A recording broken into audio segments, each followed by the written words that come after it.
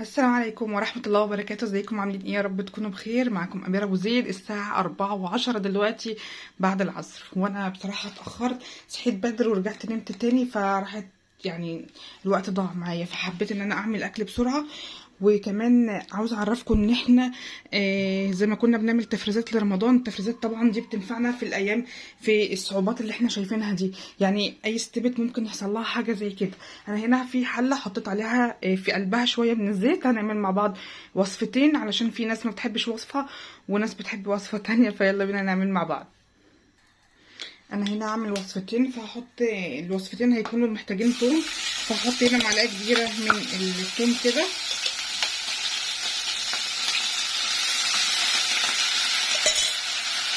النار معايا كمان فصين توم فريش، عايزه احطهم عليها. التوم الفريش طبعا تحفه.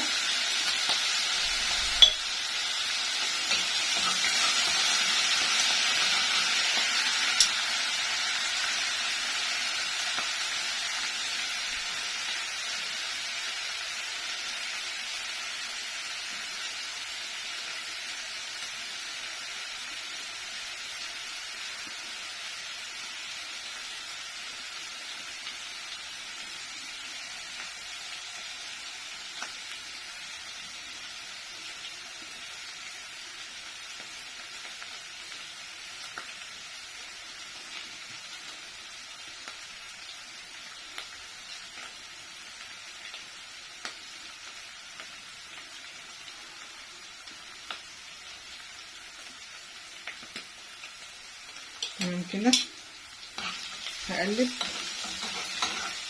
اول ما التوم ياخد لون ذهبي كده هنزل عليه بالصلصه.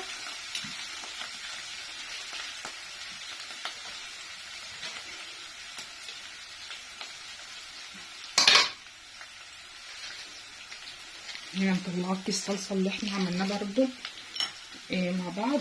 تفريزات يعني عباره عن انقاذ، يعني التفريزات انقاذ، عشان بيبقى في ناس يعني بتقعد تلفس وكده، تقعد تتريق تقول لك ايه، فرستي الميه، فرستي البيض، فرستي مش عارفه ايه. لكن بصراحه بتنفع في الوقت اللي زي ده. تمام كده، خلاص التوم معايا هنا الصلصه اهي. بسم الله الرحمن الرحيم. دي الصلصه اللي احنا عملناها.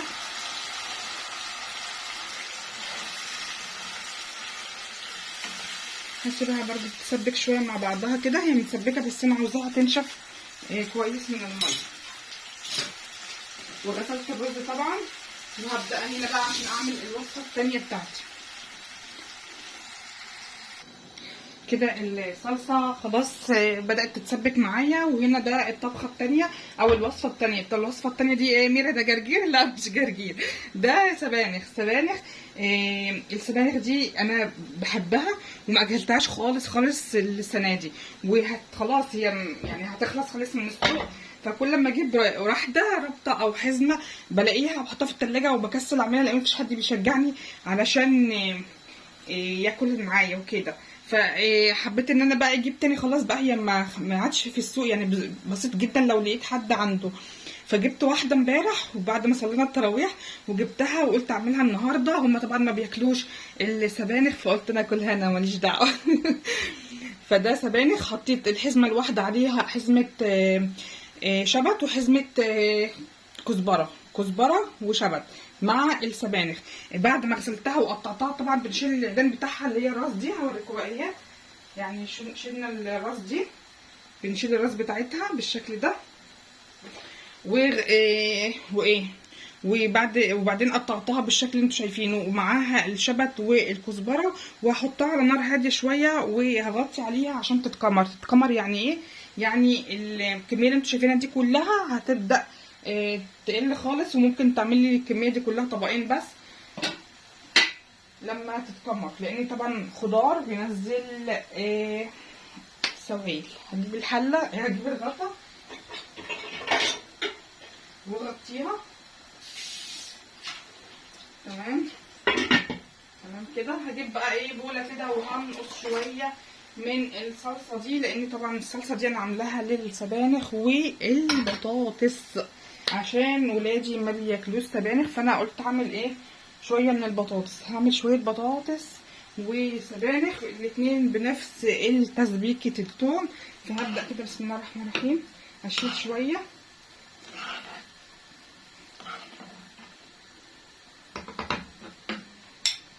مش عايزه حاجه تقع على البوتاجاز.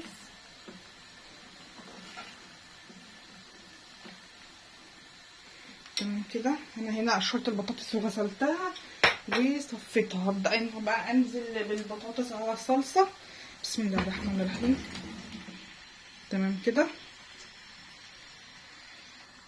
هضيف بقى هنا شويه من الشوربه. الشوربه دي متلجه ومركزه، فانا حطيت كده حوالي كوبايتين.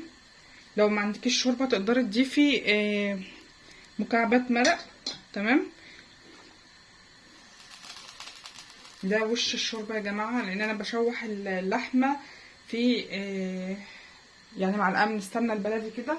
هقلب بقى البطاطس وهدي النار عليها لحد ما تستوي. طبعا عايزين نظبط الملح بتاعنا، الشوربه مظبوطه ملحها. هنحط شويه ملح بس صغيرين كده بفلفل اسود وخلاص تكون البطاطس بتاعتي جاهزه بعد ما تستوي. تمام كده. انا هنا زودت البطاطس شويه من الميه لان الشوربه اللي انا حطاها شوربه مركزه، فهحط هنا بقى شويه من الملح الفلفل. ده ملح بفلفل. هحط هنا شويه. تمام كده. يعني انا هنا موطيه النار، عاملاها على يعني متوسط النار علشان ايدين الحله بتتحرق. فانا هنا هغطي عليها واسيبها لحد ما تستوي. انا هنا في الصلصه دي ما حطيتش فيها سكر، لان انا حاطه في كميه الصلصه اللي انا عملتها اصلا للتفريزات حطيت فيها سكر. يعني انا هنا الصلصه بتاعتي ما حطيتش سكر. لو انت عملتي الصلصه بتاعتك او انت شاريه صلصه جاهزه تقدري تحطي شويه من السكر عشان الحموضه بتاعه الطماطم. هنا بقى السبانخ اهيت ما شاء الله، شايفين الكميه بدات تنزل اهي، شايفين. هجيب بقى فصين من الثوم الفريش وهحطهم معاها. هي خلاص نزلت الميه بتاعتها واتشربتها. هبدا بقى احط الثوم. هجيب بس فصين من الثوم اهوت. انا هنا عملت 4 فصوص ثوم غير الثوم اللي موجود في التسبيكه بتاعت الصلصه، فانا هنا حبيت احط شويه كمان. لو عاوزه تفرميه افرميه، لو عاوزه تبشريه بالمبشره الصغنونه دي برضو ابشريه. انا هنا خلاص بقطعه اهوت.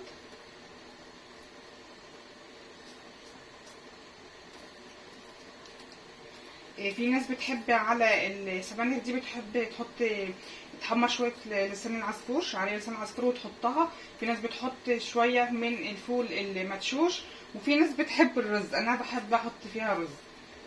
فانا هنا وانا بغسل الرز عشان اعمله للفطار زودته شويه عشان احط شويه للسبانخ، بحيث ان انا هاكل رز مع السبانخ. فانا حطيت شويه رز مع السبانخ او هحط رز ليه. تمام. يعني كل واحد حسب ما بيحب. السبانخ دي انا ما كنتش بحبها خالص خالص وانا قبل ما اتجوز، بس بعد ما اتجوزت بقى اكلتها فعجبتني.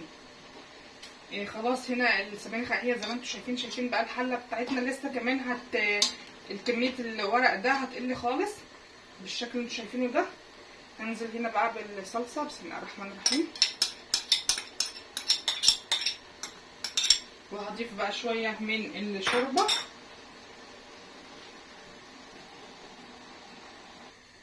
كده خلاص انا حطيت الشوربه على السبانخ والصلصه بتاعتي. ببدا كده اقلبها كده مع بعض.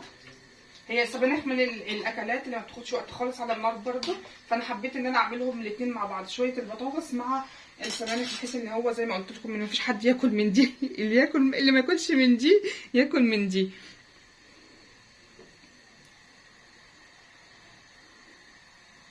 هزود هنا شويه شوربه كمان عشان احط الرز بتاعي.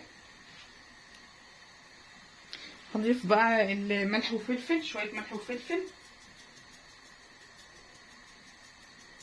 السبانخ كلنا عارفين ان هي فيها حديد وفيها فيتامينات كتيره جدا، بس للاسف ولادنا ما بيحبوهاش. الجيل الجديد ده كمان فاحنا ناكلها بدل ما عادي احنا ناخد الفيتامينات احنا. انا هغطي عليها بقى وهسيبها تستوي شويه علشان هضيف عليها الرز. تمام. واثناء ده ما بيستوى وده كمان بيستوى هولع على الرز لوحده، يعني مش الرز اللي هو بتاع السبانخ. كده خلاص السبانخ بتاعتي خدت غلوتين، لان السبانخ من الاكل برضو اللي زي ما قلت لكم ان هو ما بياخدش سوا كتير. هبدا هنا بقى انزل بشويه من الرز كده، حوالي نص كوبايه من الرز المصري المغسول والمنقوع. تمام. وهقلب غلوه او غلوتين كده برضو، وبعدين هطفي البوتاجاز خالص لان الرز خلاص هو هيفتق بقى من الحراره بتاعه الصلصه بتاعه السبانخ. تمام. هغطي عليها وبسيبها بس شويه كده حوالي 5 دقايق وهطفي النار.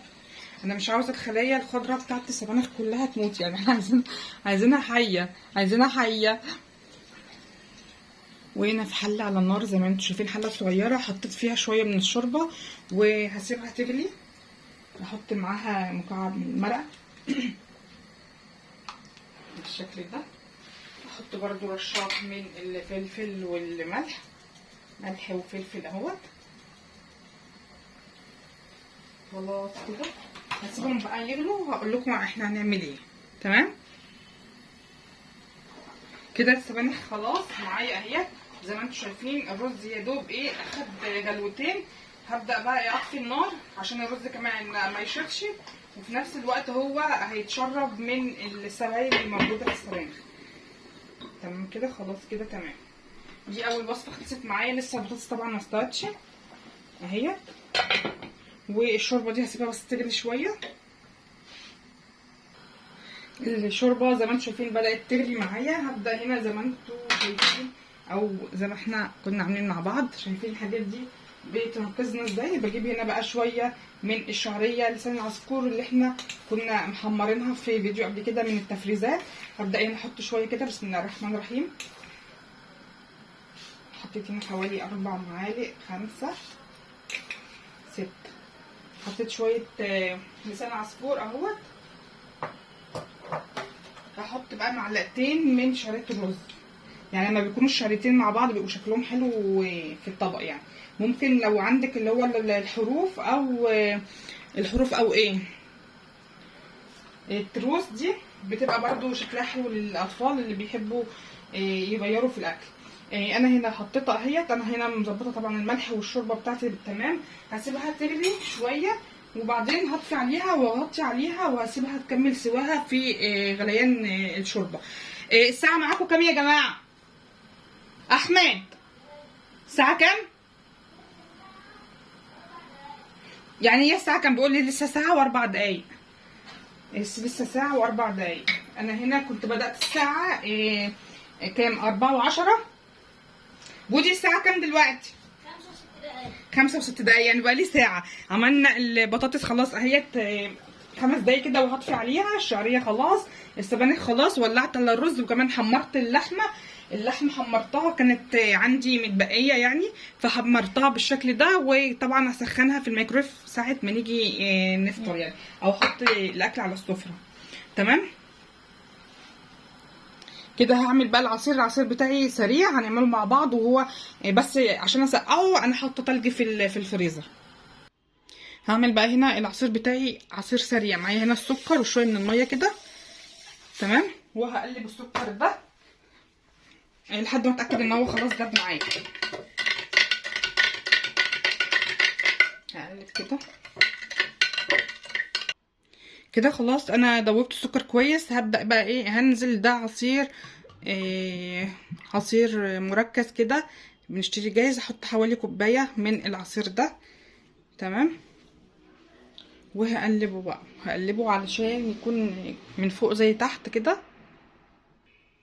انا حطيت هنا حوالي نص الازازه على كميه الميه دي. ده عصير اناناس مركز. انا طبعا مش هدوق عشان احنا صايمين، فانا هدخله بقى التلاجة.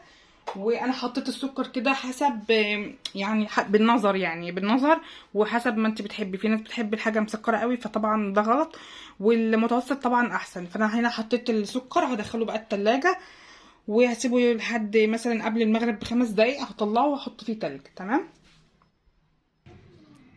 هي كده خلاص زي ما انتم شايفين داخلين على السفرة ما شاء الله تبارك الله اللهم بارك. العصير صبيته، الشعرية، الرز، السبانخ، كان عندي شوية محشي كده متبقيين سخنتهم، وجهزت خلاص السفرة اهيت كده على قمة الاستعداد. وانجزنا في وقت القياسة، حطيت مخلل وحطيت ليمون عشان الشوربة والبطاطس اهيت.